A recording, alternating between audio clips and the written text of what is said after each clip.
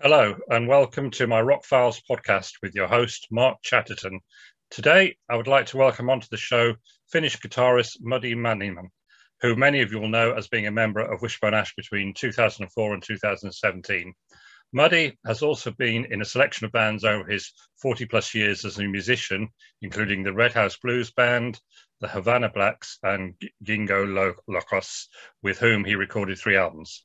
Since leaving Wishbone Ash in 2017, Muddy has released 2 solo albums, Long Player and River Flows.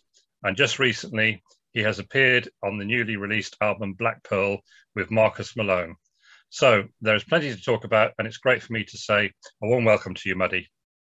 Thanks for having me. Yeah, okay, thanks. Well, let's start back in the early days, because I understand that hearing the Beatles song "She's a Woman" when you were age 7 was the starting point for you to becoming a guitarist, a musician. Well, yeah, that you may say that really started everything, because at that time my aunt moved down to London, and the Beatles and the Stones started happening, and she kept sending me singles. And that was the first one, and the flip side was "She's a Woman." And that sort of, I've never really heard anything like that before. My mom and dad used to listen to a lot of music. Dad liked jazz. That was 50s, and mom had a record collection as well, but they didn't really have that sort of a rock and roll. It was more like jazz and Harry Belafonte and that sort of stuff. So I've never heard anything like that before, and it struck me like a lightning. It was, wow, I really want to do something like that. Yeah, so you're obviously from Finland, and you grew up in the capital city, Helsinki, I understand. Yeah. And it was sort of in the late 70s that you started playing professionally or full time. Was that with the Red House Blues Band? Is that correct? Well, yeah, it wasn't really that professional at that point yet, but we recorded a single for a Love Records label, and that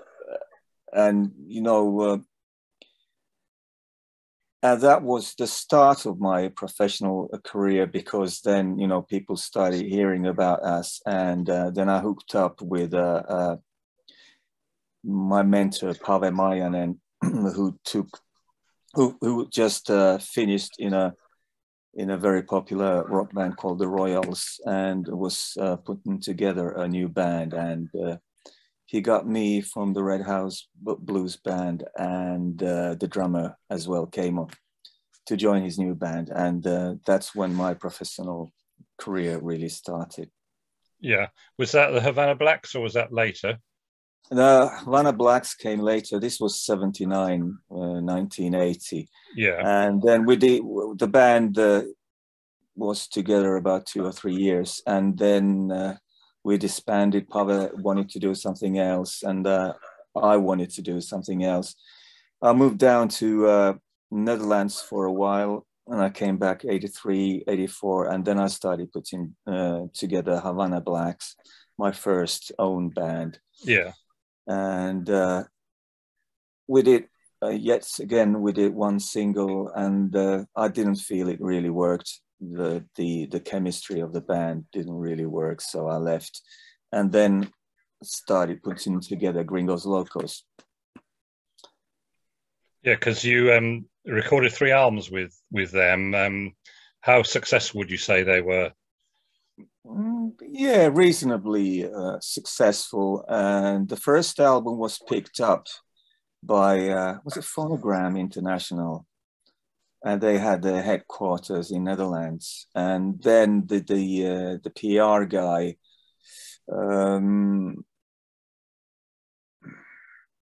what's his name? Fucking hell, I can't remember his name now. Oh, don't worry. DJ Lammers. Yeah, he became our sort of a manager, and the first album was, I think the first album is the best of the lot. The second album, which was produced by Tom Dowd, was okay, but at that point there weren't too many cooks. Yeah. The record company, they desperately wanted to have a hit single, and then they brought in this guy from the UK, songwriter, very well known. Whose name I can't remember now. This is embarrassing, but you know, they brought a lot of people. Yeah. Yeah, it was the magic hit single that they wanted to have, which didn't happen. No. Yeah, and then Phonogram dropped us, but we got a deal with Atlantic Records, and then we did the last album for Atlantic. But at that point, the band was already falling to pieces. So what sort of year was that happened? That was 89. I think we sort of disbanded 1990. Yeah. But you know, it was, you know, it was great fun. We did a lot of touring around Europe, then tried to make it in America, but didn't quite do it. No, it's hard, that. Yeah. Because at that point, the record company didn't want to invest that much money in us anymore, so it didn't work out. Yeah. So what did you do for the next few years after that then? Well, the next 10 years I did quite a lot of session work in Finland, and I was in different backing bands, you know, playing with different artists, and you know, raising a family at the same time, doing lots of different things. And then obviously 2004 I joined Wishbone Ash. So how was it you came about joining Wishbone Ash then? That was through Ben Granfeld, who was in Gringos Locos as well, and he played with Wishbone Ash for about 4 years, I think. Yeah. And at that time, he wanted to leave the band. He was raising a family as well, so he gave me a call. Would I be interested? Yeah, and I said absolutely, and then flew down to London for an audition, and that's it. Yeah. So obviously you toured a lot with Wishbone, and you recorded 4 albums in your time with them. They were where are we? Clandestiny, Power of Eternity, Elegant Stuff, and Blue Horizon. Of those 4, what would you say was your favorite? I think the Blue Horizon was probably the best of the lot, because you know, when I joined Wishbone Ash, I'd done some songwriting before, and but I really had to get into it more when I joined Wishbone Ash. So let's say that the previous 3 albums were like, you know, practicing. You're practicing, yeah. And I think it's got the best songs on it. Yeah. Because I understand that you gradually became more of the main songwriter at this time. Yeah, I did. Yeah, gradually. Yeah, that's right. Yeah. And what you were there in the band for about 13 years or so. What was it that made you decide to leave and move on to other things then? It was just different things. I wanted to do something else with different people, and it sort of started to feel a bit restricted. You know, because you obviously understand. You know, you with Wishbone Ash, it has a certain back catalogue, and you know the material that you get. The new material has to be within a certain framework. Yeah. And it started to be a bit restricting, and you know, oh, you can't do that chord, it's a bit too jazzy, or that's a bit too funky. So I really wanted to do something else. Yeah. And as a result of that, you recorded your first solo album, which I got here, Long Player. Yeah. How did you find, you know, being in charge and putting it all together? Was that an easy task, or was it quite a hard thing to do? I think it was actually pretty easy, to get. I started writing the songs already before I left Wishbone Ash, so some of the songs, and then I did this. I visited Los Angeles to do some work with Greg Sutton. Yeah. and we wrote some songs together, which turned out really nice. And the idea was initially that we, put a band together as well. And he actually came over to the UK, but that was really badly managed. So we only did about 3 gigs. Yeah. But that was a really good contact. I really like. I think Greg's one of the best songwriters alive at the moment. He's just brilliant, and I love his singing and his bass playing as well. So yeah. But the rest of the material, I did quite a bit of recording at home in my home studio.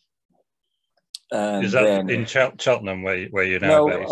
In Painswick, which is sort of between Stroud and Cheltenham. Yeah, in that area. Yeah. And then you use the contacts I had for drums, Tom Jilks, whom I did some gigs before, just regular pub gigs, who's a really good drummer. And, guys from Hip Kiss. And it sort of, came together pretty easily. Yeah, because I noticed the name Ian Harris is on that album, and he was involved in designing a few of Wishbone Ash's album covers. Yeah, and we've done quite a lot of songwriting with Ian during the years. Yeah. And he's a good friend of mine as well. So yeah, he provided quite a lot of the lyrics for the album. Yeah, because I'm not very keen to write lyrics. No. We'll come on to that in a minute. But after Long Play, you did a second album called River Flows. There we go. And were you happy with that album more than the first album? Do you think that was an improvement on it and everything? Yeah. I think it was definitely more focused, because the first solo album was, all the different styles that I liked. So it was sort of a mesh of those. I started working on the second album just when the lockdown started. Right. So obviously, like for all the musicians, all the gigs went out the window. So I thought, what can I do? So I had some song ideas and I started working on them, and that sort of kept me sane during the lockdown. Yeah. Because I noticed you've got Simon Kirk playing drums on one of the tracks. How did that come about? On 2 tracks. Actually, 2 tracks. Sorry, yeah. That was great, because Simon's one of my all-time favorite drummers. And through Lucy Piller, who's sort of my manager, lives in the States at the moment. He knows all the guys, and still does stuff for Paul Rogers and Bad Company. Yeah. And is very good friends with Simon. So that came through Lucy, and it's just fantastic. Simon's great. Yeah. So did you actually get together with these musicians, or did you do record at a distance? That was all, sending files back and forth, because he lived in I think in New York. Yeah. And that's the modern technique nowadays. That's right. You sit at home and send files all over the world and get guys to do their bit. Yeah. So the whole recording scene has changed in that respect, I suppose. But let's get on to your latest project, Black Pearl, which again was that involved? You started doing that in the lockdown as well? Yeah, that was the later part. That was 2020 in December, I think. December. I had some leftover songs, and I've met Pete Feenstra while we were doing a couple of gigs with Melanie Denard. Because I was going to mention him. He wrote all the lyrics, didn't he? Yeah. Who's another brilliant singer. And then I got in touch with Pete. He wrote a really nice review of the River Flows album, and said, I got some song ideas, but I don't have the lyrics. So he's got a lot of lyrics. So we started working on the songs, and then I was wondering whom can we get to sing the songs, and he said, well, I know this guy Marcus Malone. I think he would be up for it, and that's how the whole thing started. Yeah. So is it Black Pearl? Is that just the name of the album, or is it the name of the group, or what? That's that's both. You know, that's the Both, name yeah. of the group as well, and you know, I think at first it was supposed to be introducing Black Pearl, but then we dropped the introducing bit. Yeah. Yeah. Yeah. So what about promoting the album? Are you going to go out on the road with doing that Yeah, at all? yeah, at some point, yeah. We've had really, really nice reviews of the album, and Marcus is one of my favorite singers. I rate him really highly. Yeah, yeah, He's in the same league as Paul Rogers in my mind. yeah, Great yeah. singer, and really an easy guy to work with, as is Pete Feenstra. So we're thinking about doing some promotion, but I haven't got any, you know, plans yet, definite plans yet.